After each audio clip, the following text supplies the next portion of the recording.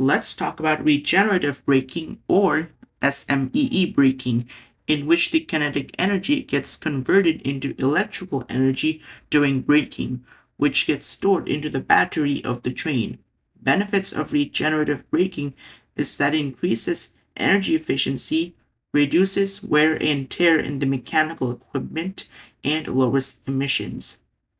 More benefits of regenerative braking is that it prevents the main brakes from overheating, equalizing braking efforts on each car of the set by applying friction, provides smoother braking with controlled deceleration,